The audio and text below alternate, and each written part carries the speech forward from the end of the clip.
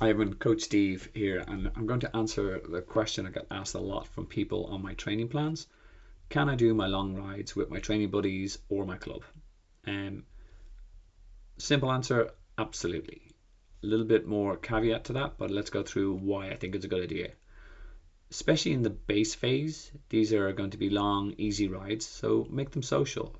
A 3 hour ride goes a lot quicker when you're sitting chatting with your friends. Um, Other element is you're going to be learning cycling skills, braking in a group, kind of cornering in groups, and also learning and talking to your fellow clubmates. You'll learn stuff about their training, about races they're planning, etc. So it's constantly picking up more tidbits.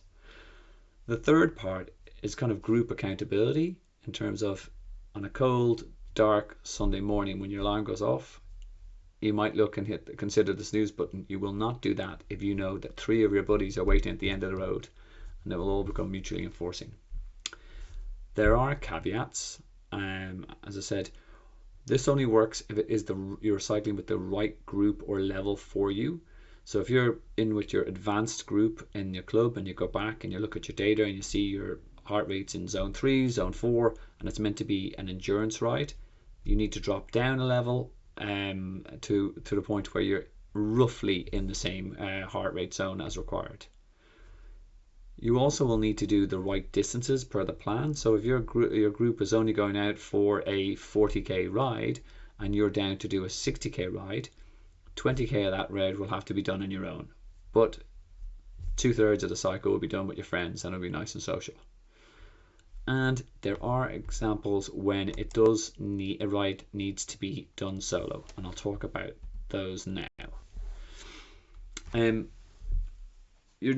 Might need to ride on your own and I've talked a little bit about this before. If you can't find the right level of group, that means that you're getting the right type of training. If you're constantly flogging yourself trying to keep up in an advanced group and you're not there, you're going to bake fatigue in for the rest of the week, and the overall program will suffer. So hopefully you can find a group that's the right level, but if not, you may need to consider doing a lot of these on your own.